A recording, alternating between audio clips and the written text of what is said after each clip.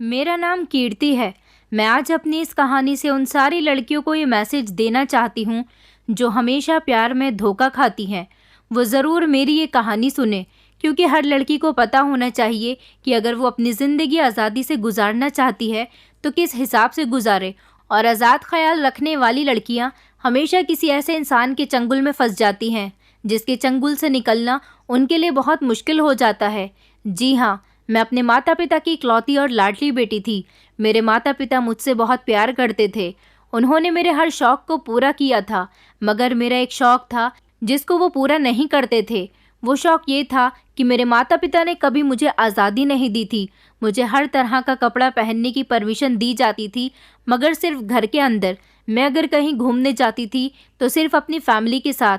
मैं अगर अपने स्कूल और कॉलेज जाती थी तो मेरे पापा ही मुझे लेने आते थे और मेरे पापा ही मुझे छोड़ने जाते थे। ये सब मेरे माता पिता का प्यार था।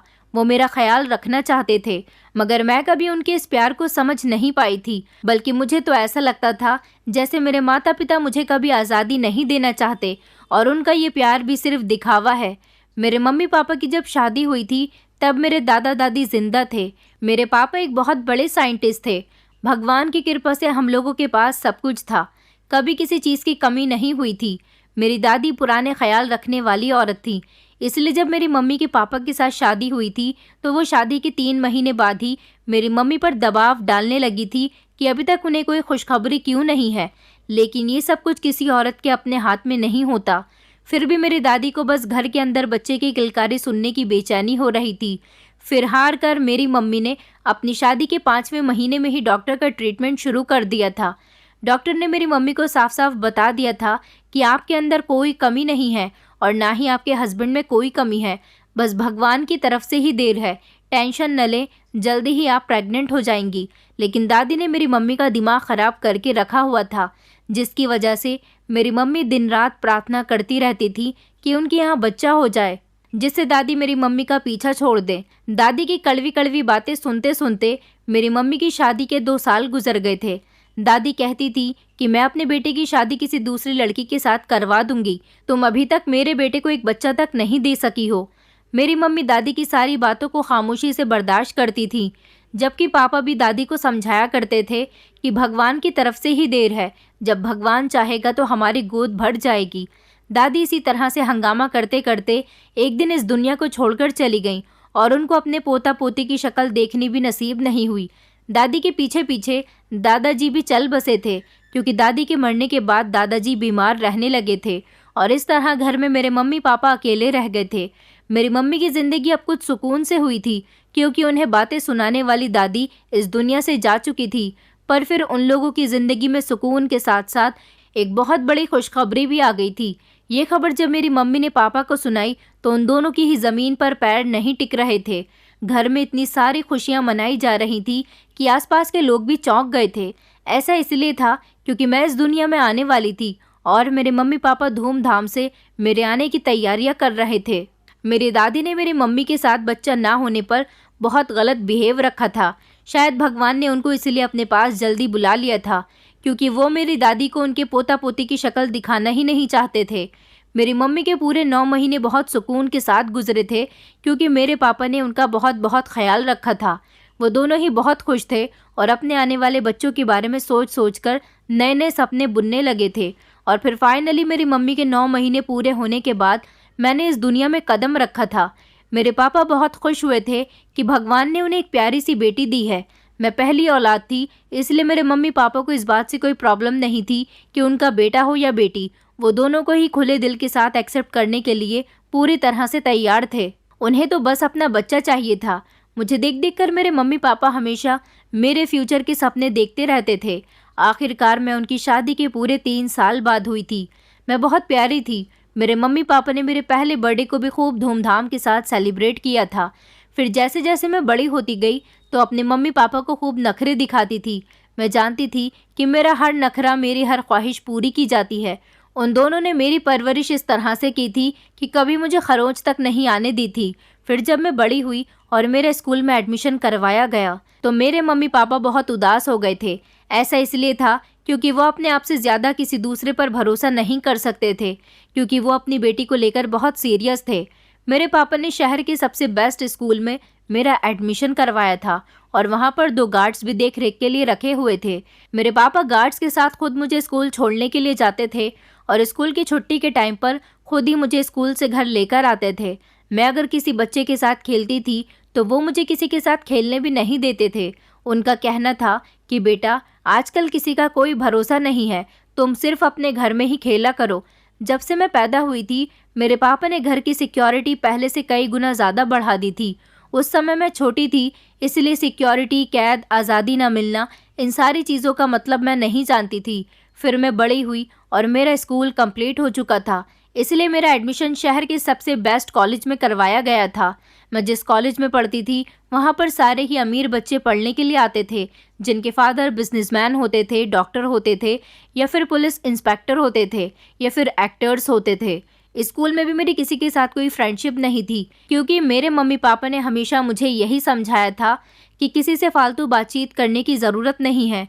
स्कूल जाती हो तो सिर्फ अपनी पढ़ाई पर ध्यान दिया करो।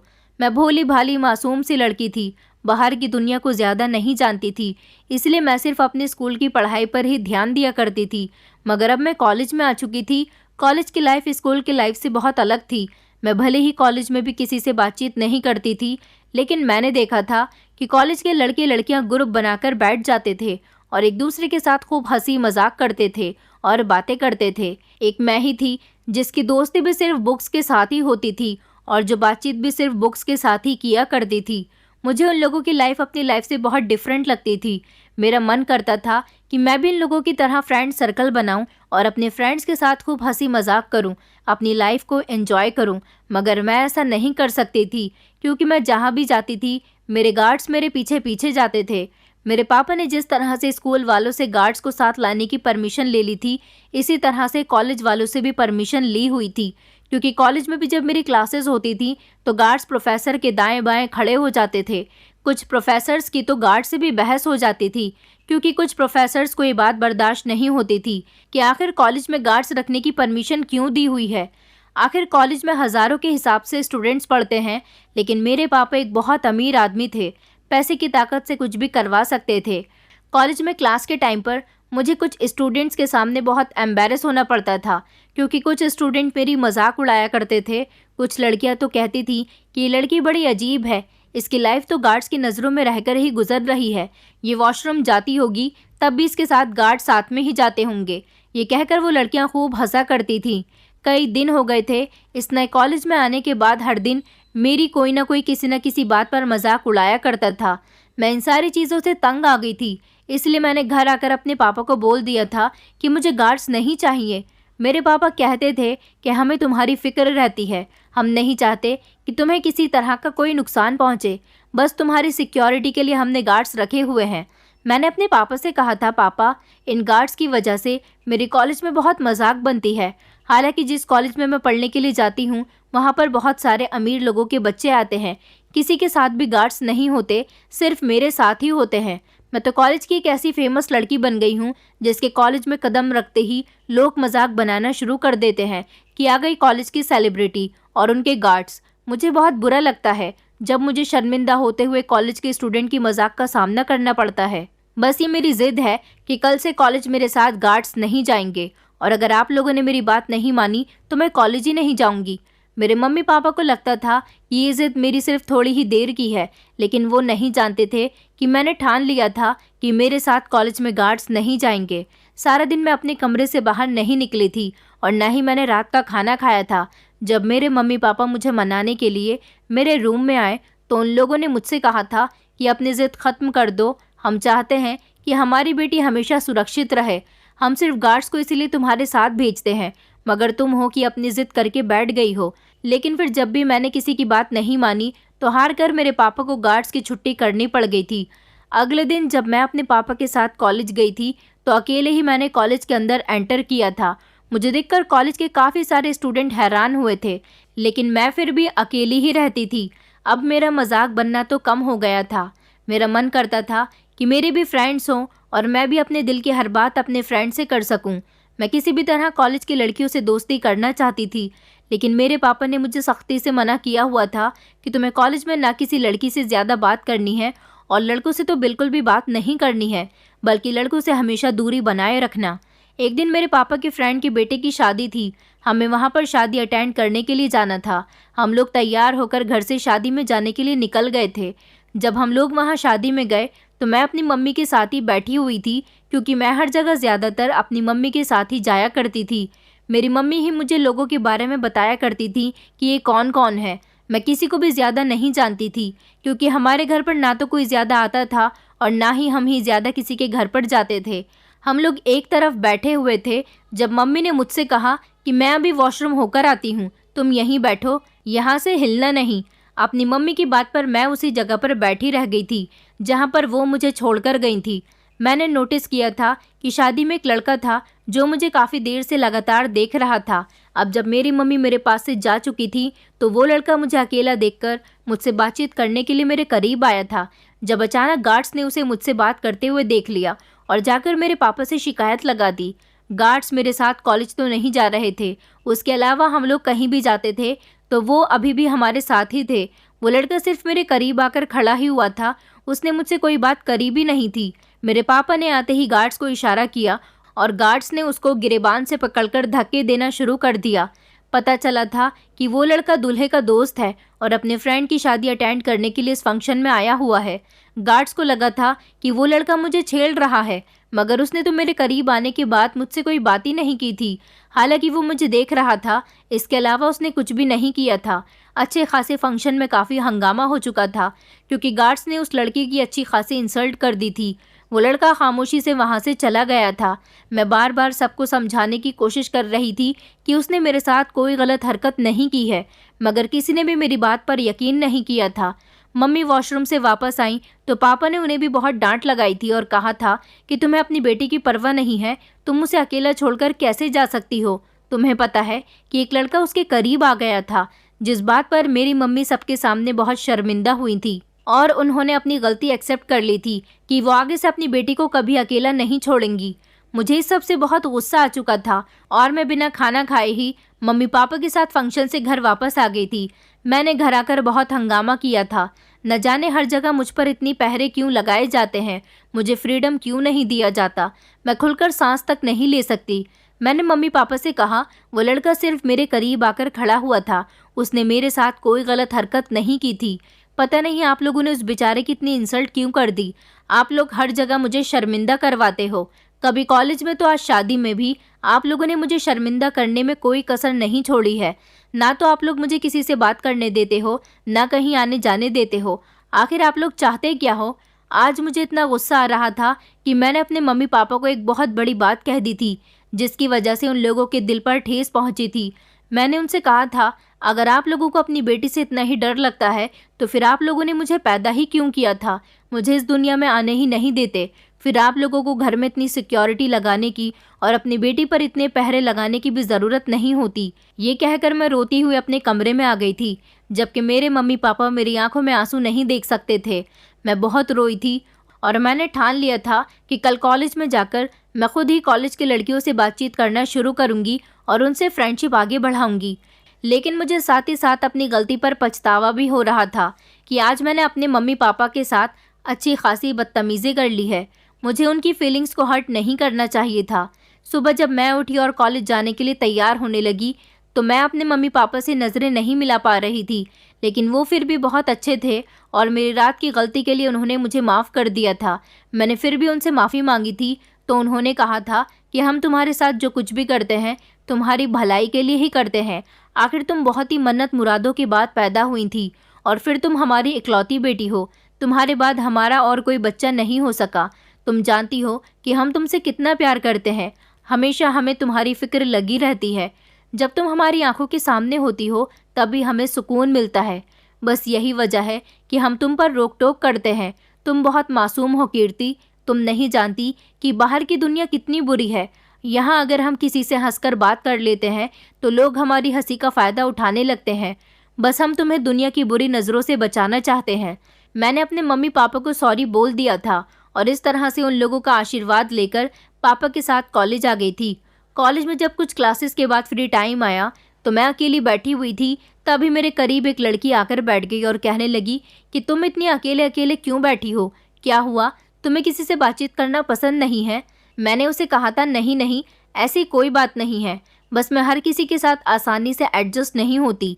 तो वो मेरी इस बात पर मुस्कुराई और उसने मेरे आगे अपना हाथ बढ़ाया था और कहने लगी कि क्या तुम मुझसे फ्रेंडशिप करोगी? मैंने भी उसकी फ्रेंडशिप एक्सेप्ट कर ली थी और उससे हाथ मिला लिया था। इस तरह कॉलेज की एक लड़की से मेरी फ्रेंडशिप हो गई थी। हम दोनों एक ही क्लास के स्टूडेंट्स थे। मुझे उसके बारे में सब कुछ पता था और वो भी मेरे बारे में सब कुछ जानती थी। भले ही हम लोग किसी से बात नहीं करते, लेकिन जब एक साथ एक ही जगह होते हैं तो उसकी सारी जानकारी हमें ज़रूर होती है। इस लड़की का नाम शनाया था और इसके कॉलेज में बहुत सारे फ्रेंड्स थे। इसकी जितनी भी लड़कियां फ्रेंड्स थी और इस तरह मेरी भी धीरे धीरे उसके पूरे ग्रुप से बातचीत होने लगी थी। उन लोगों ने भी मुझे अपने ग्रुप सर्कल में शामिल कर लिया था और हम लोग एक साथ बैठकर खूब ढेर सारी बातें करते थे। मुझे अब कॉलेज जाने में मज़ा आने लगा था क्योंकि मेरे फ्रेंड्स बन चुके थे और मैं अपने फ्रेंड्स के साथ कॉलेज लाइफ को खूब एंजॉय कर रही थी। मैंने इस बारे में अपने मम्मी पापा को नहीं बताया था कि मेरे फ्रेंड्स बन चुके हैं। अगर अभी भी मेरे गार्ड्स कॉलेज मेरे साथ जाया करते तो वो ज़रूर मेरी शिकायत मेरे मम्मी पापा से कर देते। गार्ड्स के ना होने का मैंने फ़ायदा उठाया था, जिस वजह से मुझे कॉलेज जाना अच्छा लगने लगा था। हमारे ग्रुप में 5 लड़कियां थीं और उन 5 से ही मैं बहुत घुल मिल गई थी। मगर इन लड़कियों के अंदर बड़ी अजीब सी हरकतें थीं जिनको देखकर मैं हैरान होती थी। धीरे धीरे मुझे उनकी पर्सनल लाइफ के बारे में पता चलने लगा था। वो सब मुझे अपनी पक्की फ्रेंड्स मान चुकी थी, इसीलिए अपने बॉयफ्रेंड्स के बारे में भी मुझे बताया करती थी। प्यार मोहब्बत क्या होता है, बॉयफ्रेंड किस लिए होते हैं, मैं ये बातें ज़्यादा नहीं जानती थी क्योंकि ना तो मेरे पास मोबाइल था और ना ही मैं टीवी देखती थी। मेरी पूरी ज़िंदगी सिर्फ अपने मम्मी पापा को देखते हुए ही गुजरी थी। बॉयफ्रेंड और प्यार मोहब्बत जैसी बातें मेरे लिए एक अजनबी और अनोखी बात थी। मुझे ये बातें बहुत अजीब लगती थी और पसंद भी नहीं आती थी, लेकिन लड़कियों की फैमिली में इन्हें कोई भी रोक टोक करने वाला नहीं था। मुझे लड़कियों की ज़िंदगी अच्छी लगने लगी थी। कहने को तो मेरी ज़िंदगी भी बहुत अच्छी गुजर रही थी, मगर उनका जो मन करता था वो वही किया करती थी। जिसके साथ मन होता था उसके साथ जाती थी, जहाँ मन करता था वहाँ जाती थी। मेरी ज़िंदगी उनके मुकाबले कैद से भरी हुई थी। हैरानी की बात तो ये थी कि वो सारी ही लड़कियाँ मेरी उम्र की थी और उनके कई कई बॉयफ्रेंड्स थे और इतनी चालाक और होशियार थी कि मैं आप लोगों को बता भी नहीं सकती। शायद ये उनको ज़्यादा दी गई आज़ादी का नतीजा था। देखा करती थी मैं कि ये 5 लड़कियां कॉलेज में तो अपनी कार से आती थीं, लेकिन वापसी में कॉलेज के ही स्मार्ट और हैंडसम लड़कों के साथ उनकी कार में वापस जाती थीं। वो लड़के हमारे ही कॉलेज के होते थे जिनसे उनकी अच्छी फ्रेंडशिप थी। मैंने अभी तक कॉलेज में किसी भी लड़के से फ्रेंडशिप नहीं की थी। ये लड़कियाँ उनके साथ कहाँ जाती थी ये भी मुझे पता होता था। कोई किसी होटल में जाती तो कोई किसी सिनेमा हॉल में, तो किसी पार्क में या फिर किसी रेस्टोरेंट में जाती थी। इस बात पर ना उनके घर वालों को कोई ऑब्जेक्शन होता था और ना ही लड़कियों को कोई डर था और ना ही कोई शर्म। वो तो मुझे भी अपने जैसे ही रास्ते पर चलने की एडवाइस दिया करती थी, बल्कि मुझसे ज़िद करती थी कि तुम भी हमारे जैसी ही बन जाओ। वो मुझे ऐसी ऐसी बातें बताती अपने दोस्त और अपने बॉयफ्रेंड के साथ गुजरे हुए टाइम के बारे में। वो मुझे हर बात बताती थी। उनकी बातें सुनकर मेरे दिल में भी फीलिंग्स जागने लगती थी और मेरा मन करता था कि मेरी ज़िंदगी भी इन जैसी ही हो जाए। इन लोगों की बातें सुनकर मुझे अपने घर का माहौल पुराने ज़माने के टाइप के जैसा मालूम होने लगा। मुझे लगता था कि मेरे पेरेंट्स मेरे साथ नाइंसाफ़ी करते हैं। लड़कियों को तो फ्रीडम देनी चाहिए, लेकिन मेरे पेरेंट्स मुझे कैद करके रखते हैं। मैं अपनी फ्रेंड्स के जैसे ही आज़ादी से ज़िंदगी जीने और अपनी मर्ज़ी के मुताबिक हर काम करने के सपने देखने लगी थी। साथ ही साथ मेरे दिल में ये भी ख्वाहिश आने लगी थी कि मुझे भी कोई चाहिए, मुझसे भी कोई प्यार करे और मैं भी किसी से प्यार करूं, उसे चाहूं, उसके साथ खूबसूरत जगह पर मैं भी बैठकर बातचीत करूं और उसके कंधे पर सर रखकर प्यार भरी बातें कर सकूं। कोई तो हो जो मुझ पर अपना प्यार निछावर करे, हमारे बीच भी खूबसूरत और प्यारी प्यारी बातें हों।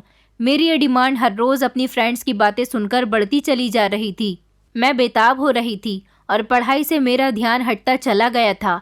मेरे पापा मुझे मेडिकल लाइन से पढ़ाना चाहते थे और मैं मेडिकल का पहला साल ही बड़ी मुश्किल से पास कर सकी थी। मेरी फ्रेंड्स भी इसी तरह से घसीट घसीट कर सेकेंड ईयर में पहुंची थी, क्योंकि इन सारी ही लड़कियों का ध्यान पढ़ाई पर नहीं था, बल्कि ये हमेशा लड़कों से बातें करने में लगी रहती थी। इन्हें पढ़ाई की वैसे भी कोई फिक्र नहीं थी, लेकिन मेरे इस तरह से पास होने पर मेरे मम्मी पापा बेहद परेशान हो गए थे। उनको लग रहा था कि मैं पढ़ाई पर ध्यान नहीं दे रही हूँ और ऐसा ही था, मैं सच में पढ़ाई पर ध्यान नहीं दे पा रही थी। जब से मेरी फ्रेंड्स बनी थी मैंने अपना पूरा ध्यान उनकी तरफ लगा लिया था। मेरे मम्मी पापा ने मुझसे पूछा भी था कि मैं जो अब तक अपनी एजुकेशन में एक्सीलेंट रिकॉर्ड रखती आ रही थी, अब मुझे क्या हो गया है जो मैं इस तरह अपनी पढ़ाई में कमज़ोर हो गई हूँ। उनके इस सवाल पर मैंने कॉलेज की पढ़ाई अच्छी ना होने का बहाना बना दिया था। मेरी सारी फ्रेंड्स के घर हमेशा पार्टी और फंक्शंस लगे रहते थे। मेरी फ्रेंड्स मुझे हर बार इनवाइट करती थी, मगर मैं किसी के घर भी नहीं जा सकती थी क्योंकि मेरे मम्मी पापा मुझे कहीं भेजने के लिए कभी तैयार ही नहीं होते। मैंने तो अभी तक उनको अपनी फ्रेंडशिप के बारे में भी नहीं बताया था, तो मैं कहीं कैसे जा सकती थी। जब मैं कॉलेज में होती थी तो हमारे कॉलेज का एक लड़का था जो मुझे बड़े गौर से देखता था और मुझे पसंद भी करता था। उसने कई बार मेरी फ्रेंड से कहा था कि वो उसके लिए मुझसे बात करे। मेरी फ्रेंड्स उसका नाम लेकर अब मुझे छेड़ने लगी थी। वैसे भी मैं किसी लड़की की तलाश में थी जो मुझे प्यार कर सके, मुझे वैल्यू दे सके। फिर जिस दिन उस लड़की ने मुझे फेस टू फेस प्रपोज किया तो मैंने उसका प्रपोजल एक्सेप्ट कर लिया था और मुझे लगा था कि मेरी चाहत पूरी हो गई है। मैं देखती थी कि मेरी फ्रेंड कॉलेज में ही पढ़ने वाले अपने बॉयफ्रेंड के साथ खूब घुली मिली रहती थी, जबकि जिस लड़के ने मुझे प्रपोज किया था मैं उससे दूर दूर रहती थी क्योंकि मैं तो प्यार मोहब्बत के बारे में ज़्यादा जानती नहीं थी और अभी मेरी शुरुआत थी, इसलिए मुझे अजीब अजीब सा महसूस हो रहा था। इस लड़के का नाम शेखर था। मेरे मम्मी पापा को कभी मुझ पर शक नहीं हुआ था क्योंकि पापा ही मुझे कॉलेज में लेने जाते थे और पापा ही छोड़ने के लिए आते थे। और जिस समय वो कॉलेज जाते थे तो कॉलेज के प्रोफेसर से हर बार मेरे बारे में पूछा करते थे कि उनकी बेटी को कोई परेशान तो नहीं करता। मेरे और शेखर के बारे में अभी कॉलेज में कोई नहीं जानता था। मैं शेखर को बहुत पसंद करने लगी थी। वो मुझसे कहता था कि तुम मुझसे फ़ोन पर बात किया करो, लेकिन मुझे तो मेरे मम्मी पापा ने मोबाइल ही नहीं दिया था। फिर एक दिन कॉलेज में शेखर मेरे लिए मोबाइल लेकर आया और उसने कहा था कि तुम अपने घर में चुपके से कमरा बंद करके मुझसे बात कर लिया करो। मैं शेखर से रात के टाइम पर बात किया करती थी क्योंकि मेरा कमरा बिल्कुल अलग था। जैसे ही हम लोग खाना खा लेते थे तो मैं अपने मम्मी पापा से कहती थी कि मैं बहुत थक चुकी हूँ, इसलिए अपने कमरे में सोने के लिए जा रही हूँ। वैसे भी मुझे कॉलेज के लिए सुबह को जल्दी उठना होता है। इस तरह बातें बनाकर मैं अपने कमरे में आ जाती थी। मेरा मोबाइल मेरे कॉलेज के बैग में ही रखा हुआ होता था। कमरे का दरवाज़ा अंदर से बंद करने के बाद मैं अपना मोबाइल ऑन करती थी और शेखर से सारी रात बात करती थी। सुबह को जब मैं सो जाती थी तो कॉलेज का टाइम हो जाता था और मुझे पता ही नहीं चलता था। मम्मी ज़ोर ज़ोर से दरवाज़ा बजाती थी और कहती थी, आखिर तुम्हें इतनी नींद कब से आने लगी है? पहले तो तुम इतना नहीं सोती थी। रात को तुम जल्दी कमरे में आ जाती हो, उसके बावजूद भी सुबह को कॉलेज के लिए लेट हो जाती हो। मुझे अपनी मम्मी से बात बनानी पड़ती थी कि मैं सोती नहीं हूँ, कुछ देर तक तो मैं पढ़ाई भी करती हूँ। मेरे मम्मी पापा को अभी तक मुझ पर किसी तरह का भी शक नहीं हुआ था। शेखर का साथ मुझे बहुत अच्छा लगने लगा था। मुझे ऐसा लगता था कि हर लड़की के लिए बॉयफ्रेंड का होना बहुत ज़रूरी है क्योंकि वो उसकी बहुत केयर करता है और उससे प्यार भरी बातें करता है। मैं तो अपने आप को बहुत खुश नसीब समझती थी। मुझे अपना हीरो इतनी आसानी से मिल जाएगा, ये तो मैंने कभी सपने में भी नहीं सोचा था। अब मैं दिन रात शेखर के सपने देखती रहती थी। पढ़ाई में तो मेरा इंटरेस्ट पहले ही ख़त्म हो चुका था। अब सिर्फ मैं नाम के लिए पढ़ाई कर रही थी। हम लोग कॉलेज में तो मिलते ही थे, लेकिन अब शेखर मुझसे पर्सनली मिलना चाहता था। मैं भी उसे अकेले में मिलकर बातचीत करना चाहती थी और फिर एक दिन हम दोनों के बीच मुलाकात हो ही गई। पापा जब मुझे कॉलेज छोड़ने के बाद चले गए तो मैं कॉलेज के गेट पर ही खड़ी हो गई थी, कॉलेज के अंदर नहीं गई थी। शेखर भी उस दिन कॉलेज नहीं आया था। वो कॉलेज के बाहर ही अपनी कार में बैठा हुआ मेरा इंतज़ार कर रहा था। जैसे ही मेरे पापा चले गए तो मैं दौड़कर शेखर की कार में जाकर बैठ गई थी। शेखर मुझे अपने साथ एक रेस्टोरेंट में ले गया था जहाँ पर बहुत कम लोग थे और हम दोनों को मीटिंग करते हुए कोई देख भी नहीं सकता था। वो भी मुझसे मिलने के लिए बहुत एक्साइटेड हो रहा था। इस मुलाकात में हम दोनों के बीच ढेर सारी बातें हुई थी और उसकी पर्सनैलिटी की तरह उसकी बातें भी बहुत अच्छी थी, जिनके हसीन जाल में मैं उलझती चली गई। और फिर वो दिन मेरी ज़िंदगी का सबसे खूबसूरत दिन बन गया था। मैंने उस दिन कॉलेज से छुट्टी कर ली थी। छुट्टी के टाइम पर मैं कॉलेज के गेट के बाहर खड़े होकर अपने पापा का इंतज़ार करने लगी थी। जैसे ही पापा मुझे कॉलेज से लेने के लिए आए तो उनको मुझ पर बिल्कुल भी शक नहीं हुआ था। हम दोनों हर रात कॉल पर ढेर सारी बातें करते थे। मेरे दिल में अब हमेशा यही ख्वाहिश जागने लगी थी कि किसी तरह मेरी और शेखर की शादी हो जाए। जाहिर सी बात थी कि हम दोनों की ज़िंदगी बहुत अच्छी गुजरती। मुझे ये यकीन था कि मेरे मम्मी पापा शेखर के लिए ज़रूर मान जाएंगे क्योंकि शेखर बहुत बड़े बिजनेसमैन का बेटा था। शेखर के घर वाले भी हम दोनों की शादी के लिए आसानी से मान जाएंगे। मैंने जब शेखर से शादी के बारे में बात की तो वो कहने लगा कि मैं अपना अलग बिजनेस सेट करना चाहता हूँ, इसमें अभी मुझे कुछ टाइम लग सकता है और तुम्हारी फैमिली भी तुम्हारी शादी इतनी जल्दी नहीं करेगी क्योंकि अभी तुम पढ़ाई कर रही हो। शेखर ने कहा, अभी मैं भी शादी के बारे में नहीं सोच सकता जब तक मेरा अलग से बिजनेस सेटअप नहीं बन जाता। मुझे शेखर की बात पर मायूसी तो हुई थी, मगर उसकी मोहब्बत मुझे इस हद तक उसका दीवाना बना चुकी थी कि मैंने उससे कह दिया था कि मैं तुमसे ही शादी करूंगी और मैं तुम्हारे लिए सारी ज़िंदगी भी इंतज़ार करने के लिए तैयार हूँ। मेरी इस बात पर वो बहुत खुश हुआ था और उसने मेरी बहुत तारीफ़ की थी और फिर वो मुझे कॉलेज में गिफ्ट भी देने लगा था, जिनको मैं खामोशी से अपने बैग में छुपाकर घर ले आती थी और चोरी चुपके अपने कमरे में रख देती थी, जिनके बारे में मेरी मम्मी को कोई खबर नहीं होती थी। मेरी सारी फ्रेंड्स अपने बॉयफ्रेंड के किस्से मुझे बड़ी खुशी खुशी सुनाती थीं। अब मैं भी इनको अपने और शेखर के किस्से मज़े ले लेकर सुनाने लगी। उन्होंने मुझे खूब तसल्ली दी और कहा कि अगर शेखर तुमसे शादी ना करे तो तुम उससे शादी करने की ज़िद मत ठान लेना, क्योंकि तुम शेखर से भी अच्छा लड़का डिज़र्व करती हो। तुम एक अमीर पिता की इकलौती बेटी हो। तुम्हारे लिए तो शहर के ना जाने कितने अमीर रिश्तों की लाइन लग जाएगी, लेकिन मैं तो शेखर के सिवा किसी और की तरफ देखना भी नहीं चाहती थी। उसकी मोहब्बत ही मेरे लिए सब कुछ बन गई थी।